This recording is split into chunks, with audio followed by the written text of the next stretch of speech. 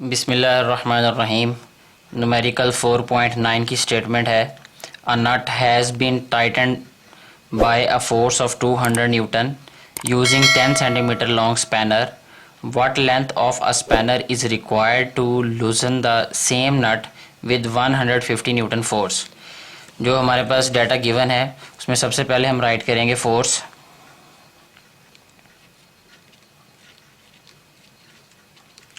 Force जो है ये हमारे पास F1 राइट करेंगे पहले, जो कि हमारे पास है 200 न्यूटन। इसके बाद है यूजिंग 10 सेंटीमीटर लॉन्ग स्पैनर। ये स्पैनर का जो है ये मूवमेंट आर्म है, ये इसको हम राइट करेंगे मूवमेंट आर्म। मूवमेंट आर्म को कैपिटल L से शो करते हैं तो ये L1 हो जाएगा। ये है 10 सेंटीमीटर, इसको मीटर में चेंज करेंगे तो ये आ जाएगा हमारे पास 10/100 metre, which will be equal to 0.1 metre. Next जो है what length of a spanner is required. अब हमें मोमेंट आर्म चाहिए। मोमेंट आर्म ये हमारे पास L2 होगा, ये हमने फाइंड करना है। Required to loosen the same nut, उसी नट को खोलने के लिए विद 150 न्यूटन फोर्स। फोर्स जो है वो हमें गिवन है, ये F2 फोर्स होगी जो कि 150 न्यूटन है। सबसे पहले हम फाइंड करेंगे कि टार्क कितना क्रिएट हुआ, फोर्स F1 और मोमेंट आर्म L1 की वजह से। तो हम राइट करेंगे यहाँ पे टार्क T1 जो है ये इक्वल होगा F1 मल्टीप्लाई L1। तो इनमें वैल्यूज़ पुट करते हैं। टार्क जो है ये इक्वल होगा हमारे पास, फोर्स F1 है हमारे पास 200 न्यूटन मल्टीप्लाई L1 है 0.1 मीटर। टार्क हमारे पास इक्वल आ जाएगा 200 न्यूटन मल्टीप्लाई 1/10 मीटर। ये ज़ीरो जो है इस ज़ीरो से कैंसिल हो जाएगा, तो टार्क 1 जो है ये हमारे पास इक्वल आ जाएगा 20 न्यूटन मीटर के। अब जो नट खोलने के लिए भी उतना ही टार्क चाहिए होगा हमें, तो इसलिए जो टार्क 1 है इसको हम राइट करेंगे टार्क 2 के इक्वल, यानी जो टार्क 2 होगा वो टार्क 1 के ही इक्वल होगा। अब हम यहाँ पे राइट करेंगे T2 is equal to F2 multiply L2। यहाँ से हमारे पास जो है मोमेंट आर्म फाइंड हो जाएगा। इस रिलेशन से हम वैल्यूज़ पुट करते हैं, क्योंकि टार्क जो है T2 ये इक्वल है T1 के, तो इसकी जगह पे हम पुट करेंगे 20 newton metre is equal to F2 जो है ये फोर्स में 150 न्यूटन दी गई है मल्टीप्लाई बाय L2 आ जाएगा ये। अब 150 न्यूटन इधर आके डिवाइड हो जाएगा, इसको हम राइट करेंगे 20 newton metre over 150 newton is equal to L2 के। न्यूटन न्यूटन से कैंसिल हो जाएगा, ये ज़ीरो इस ज़ीरो के साथ, और जब 2 को हम 15 पे डिवाइड करेंगे तो ये आ जाएगा 0.133 and up to so on. और ये आ जाएगा L2 और ये मीटर में आएगा। हमें इसको सेंटीमीटर में कन्वर्ट करना है तो 100 से मल्टीप्लाई कर देंगे। 0.133 मल्टीप्लाई 100, तो ये सेंटीमीटर में कन्वर्ट हो गया। ये आ जाएगा हमारे पास मोमेंट आर्म L2 आ जाएगा, तो हमारे पास आंसर आ जाएगा 13.3 सेंटीमीटर।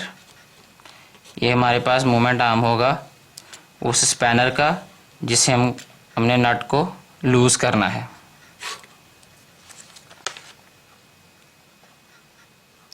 बिस्मिल्लाहिर्रहमानिर्रहीम। न्यूमेरिकल 4.10 की स्टेटमेंट है, a block of mass 10 kg is suspended at a distance of 20 centimetre from the centre of a uniform bar 1 metre long.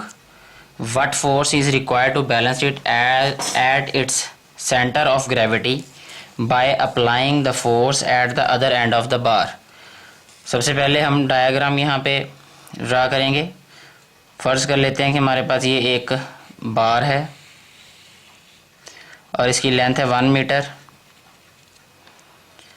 और यहाँ पे कहा गया है कि जो 10 kg का ब्लॉक है ये लटका हुआ है 20 सेंटीमीटर के फासले पे सेंटर ऑफ द यूनिफॉर्म बार। हम फ़र्ज़ कर लेते हैं कि ये हमारे पास सेंटर है इसका।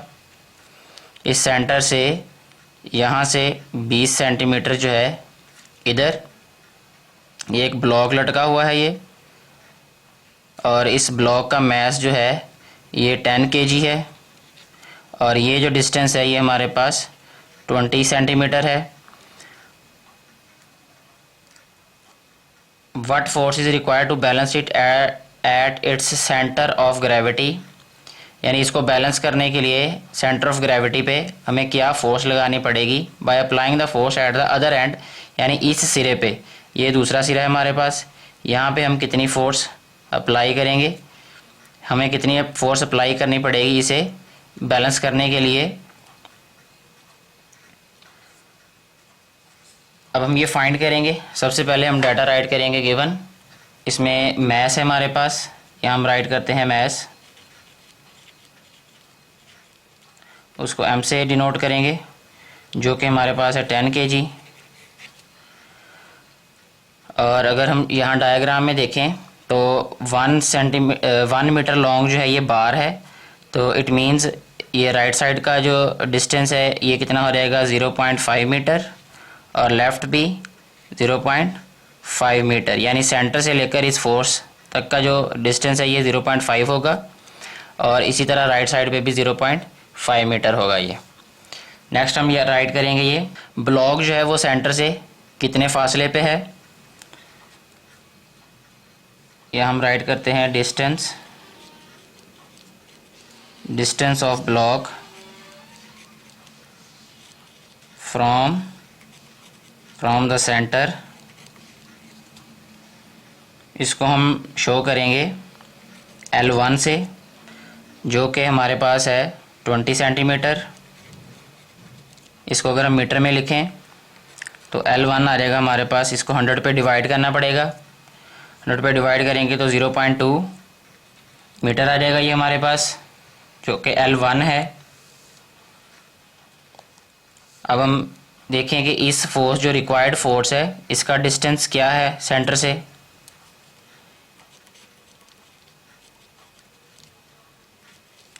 डिस्टेंस ऑफ रिक्वायर्ड फोर्स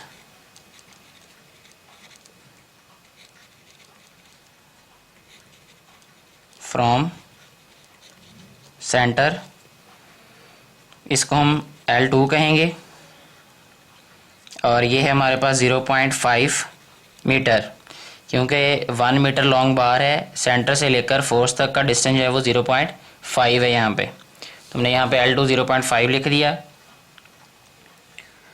अब हमारे पास एक फोर्स तो है इस मैस की वजह से, और दूसरी फोर्स हमने फाइंड करनी, इसको हम F2 कहेंगे। और सबसे पहले F1 फोर्स फाइंड करेंगे, जो कि मैस की वजह से है, मैस M की वजह से। फोर्स ड्यू टू मैस, इस मैस की वजह से जो फोर्स है उसको हम कहेंगे F1, जो कि इक्वल होगी उस वेट के, और वो इक्वल है mg के इक्वल होगा। और मैस जो है वो हमारे पास 10 kg है, और फोर्स ऑफ ग्रेविटी जो है ये कांस्टेंट है 10 मीटर पर सेकंड स्क्वायर। अगर हम इसको सिंप्लीफाई करें तो ये आ जाएगा 100 न्यूटन, क्योंकि किलोग्राम पर मीटर पर सेकंड स्क्वायर जो है वो न्यूटन के इक्वल होता है। तो ये जो है हमारे पास फोर्स F1 आ गई है। अब जो है